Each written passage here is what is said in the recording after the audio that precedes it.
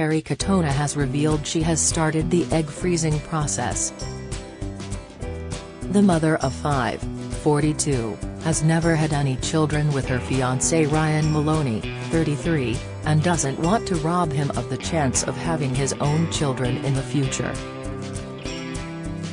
She has said that she would use a surrogate if she was to have another child after she nearly died giving birth to her youngest Dylan Jorge, 8. Sharing pictures of herself beginning the process of having her eggs harvested, Kerry said, "So last week we started the process of embryo freezing. Happy to report I've got lots of eggs in my basket. Now at Ryan Mahoney_7 has a date with a cup and we go from there. At Pall Mall Medical and Dr. Mady have been absolutely amazing. Exciting times." Already mother to Molly, 20, and Lily Sue, 18, from her relationship with Brian McFadden, 41, and Heidi, 14, and Maxwell, 13, with Mark Croft, 50, Kerry's daughter DJ, is from her marriage to late rugby player George K. She recently told Loose Women, "The thing is my other half is 8 years younger than me, I can still pull them love. He has no children of his own and me and the kids are enough for him, more than enough for him, and he's happy with that. But I also don't want to rob him of that option."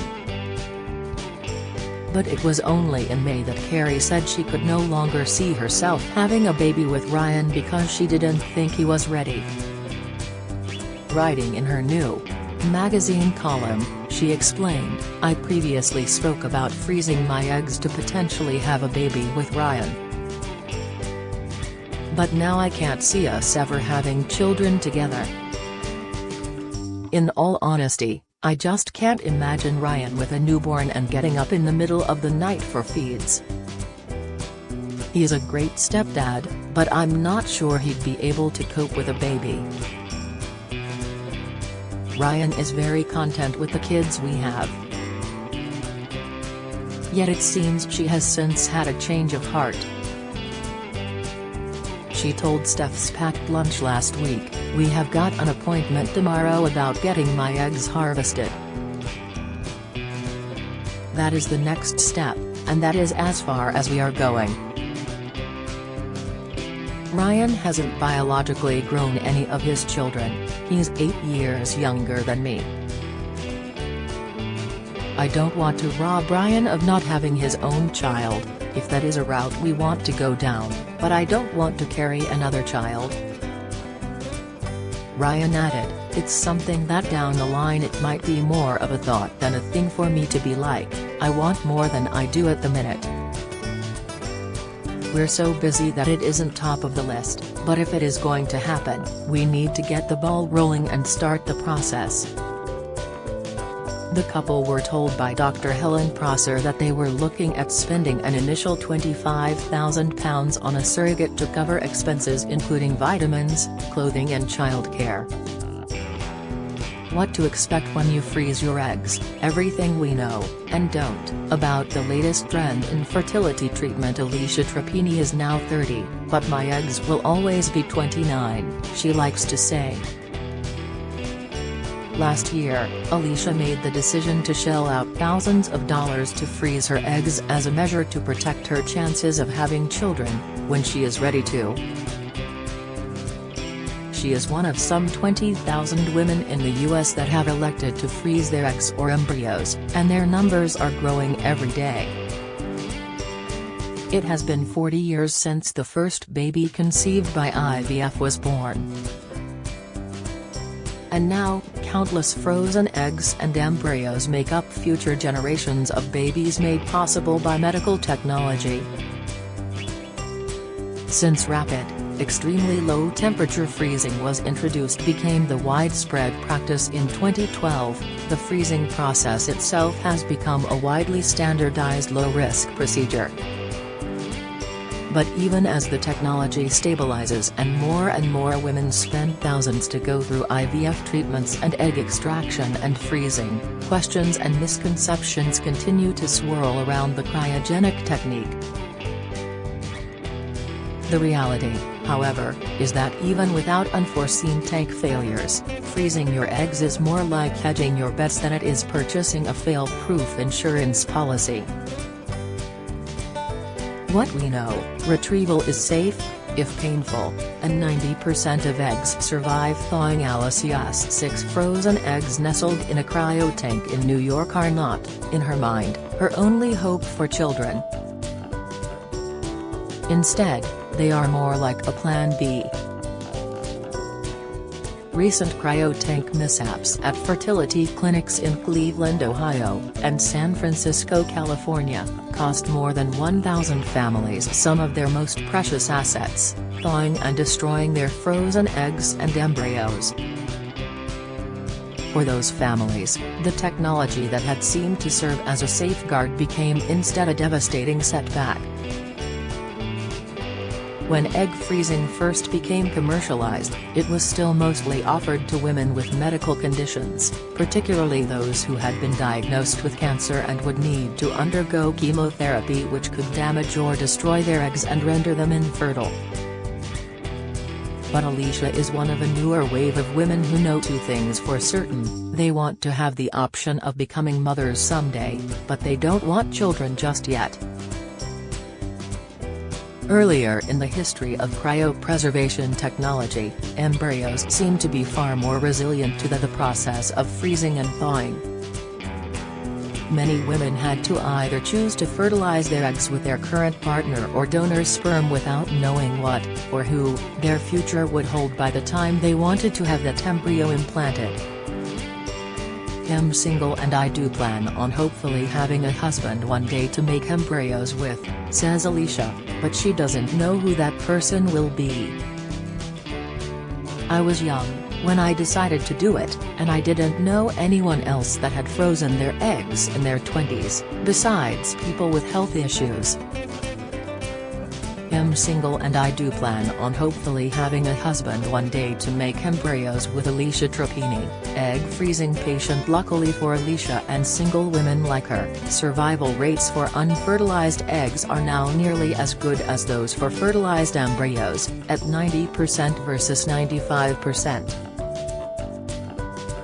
The improved resilience of frozen eggs was brought about by the advent of vitrification, a rapid freezing process by which the temperature of an egg or embryo plummets by thousands of degrees per minute. Cells frozen this way take on a smooth glass-like structure, rather than developing the crystalline structure of ice, which is less stable and more fragile. By 2012, vitrification was the preferred method for egg and embryo freezing. What to expect: months of injections and doctor's visits are not for the faint of heart. Her eggs may have been frozen ultra-rapidly, but the preparation process Alicia had to go through was long and arduous. Once Alicia was ready to pull the trigger, Dr. John Jong and his team at New Hope Fertility Center began monitoring her hormones and health immediately. They put you on hormones to stimulate your body to produce more eggs, take your blood almost every day and start watching you really closely, she says. It's exhausting, it takes a lot of time, and it's important to stick to taking your medications on time. They give you explicit information about what you have to do on a daily basis, and you're constantly going to the pharmacy. All of those drugs are expensive. Depending on the particular treatment and extent of monitoring, the price can run somewhere between $800 and $6,000 per treatment cycle. The total cost of the process varies depending on what type of IVF a woman opts to use in preparation for egg retrieval, but Alicia says to be prepared to shell out several $1,000s, plus $100 a year to store your eggs. Alicia opted to do mini IVF, a form of the treatment that uses lower doses of hormones but has to be administered over a longer period of time, 10 weeks, instead of the 6 weeks of traditional IVF. For that entire time, you have to inject yourself with drugs every day, or, in my case, I had my sister do it, Alicia says. I am not someone who is comfortable with needles, but it's less of a big deal than you think. You get used to it. I think that deters a lot of people from even thinking about it, but if I can get used to it, anybody can. When her body and hormones were otherwise ready, Alicia got a final dose of a drug to make her ovaries release the carefully cultivated batch of eggs to be extracted. For all the medical interventions they use to encourage the development of these eggs, doctors still only have so much control over when they will come, so egg retrievals don't exactly comply with 9-to-5 work schedules. It happens in a very specific time window. It could be midnight. Mine was on a Sunday, Alicia says. Retrieval procedures are short, only lasting about 20 to 30 minutes, and patients can elect to be awake for the procedure or under general anesthesia. Alicia decided to stay awake so she wouldn't have to worry about finding someone to drive her home and was being an independent woman about it, she says. It wasn't great. It was pretty painful and uncomfortable, and I kind of wish I had opted to go to sleep. If I'm a single woman and am young and I have the money, go for it, the younger the better. Dr. Zaire Mary, New Hope Fertility Center. Because she had had mini IVF instead of the traditional form, Alicia knew to expect she would have a relatively small harvest of eggs, but that they were supposed to be higher quality. Still, at first, the surgeons only had 4 eggs, they couldn't get the other 2 out, and you're in the room as they're communicating this. It was very emotional, Alicia recalls. In the end, her team got all 6.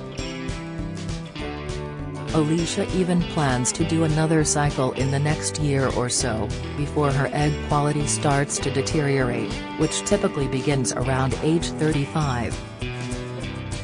One of the reasons I've become more involved with New Hope, says Alicia, who now speaks at the clinic's regular information sessions on egg freezing, is that just because you don't have that decline yet doesn't mean you shouldn't freeze your eggs while your life is not focused on trying to find someone to have children with. Though generally speaking, 35 is the scary age, as Alicia puts it, the number and quality of her eggs varies from woman to woman. There's a 90% chance each of her eggs survive thawing, and they can stay frozen for about 25 years. But beyond that, there is no guarantee the eggs will yield children for Alicia, and no good way to estimate the odds. What we don't know, how to accurately tell an egg's fertility without fertilizing it. What we don't know, whether or not a frozen egg will lead to a successful pregnancy. Doctors test fertility by measuring levels of 2 hormones, anti-Mullerian hormone, AMH, and follicle-stimulating hormone, FSH. These help to estimate the number of eggs a woman has in her ovarian reserve, but really tell us nothing about the quality of those eggs. Sperm can be observed under a microscope for motility, or how well they swim, which gives a good indication of their quality. We used donor sperm to kind of test eggs, says Dr. Zaire Mary, who works at New Hope Fertility Center but did not treat Alicia. But that means fertilizing precious eggs, and some women are not ready to make that commitment. The best doctors like Dr. Mary can do is look at the extracted eggs under a microscope for very obvious and basic imperfections like a cracked shell, he says. If the eggs don't look good, they are disposed of. If we were able to find a marker that tells us whether or not an egg is good by testing the fluid or something, that would increase egg freezing a lot compared to IVF, which is still the go-to infertility treatment, he says. Many women seem unaware that a frozen egg is not a guarantee of a pregnancy down the line. If we were able to find a marker that tells us whether or not an egg is good by testing the fluid or something, that would increase egg freezing a lot compared to IVF. Dr. Mary. Earlier this month, the journal Fertility and Sterility published a study on women's perception of egg freezing revealed that many believed there was a 100% chance that their frozen eggs would result in a child. To date, more than 5,000 babies have been born from frozen eggs, but there is no national registry counting how many eggs have been frozen, and therefore no way of knowing what percentage have been fertilized successfully or unsuccessfully. Dr. Mary says that this uncertainty should not dissuade young women from doing it anyway. If I'm a single woman and I'm young and I have the money, go for it, the younger the better. So once a patient starts to think about it, she should do it, but at 35 you shouldn't wait any longer. Yet women may not even be aware that freezing their eggs is an option. Alicia found out about egg freezing through her work in medical sales for a fertility company. She met Dr. Zhang, who told her you should definitely do it now if you don't have concrete plans to have children in the next 5 years and a meaningful relationships with somebody you want to have kids with, she recalls. Alicia agreed, and went ahead with egg freezing, but her own obgyn had never mentioned the option. I had an appointment with her a couple of months after I started the process and I let her know about it. She was like, "Oh, that's good call," Alicia says. Now that she's frozen her eggs, it gives me peace of mind, she adds. I still might not have to use them. Honestly, my plan is to donate them to science and have kids the old-fashioned way. But I think a lot of women end up saying I wish I'd known about it when they are, like, 40, and Alicia is relieved not to be one of them.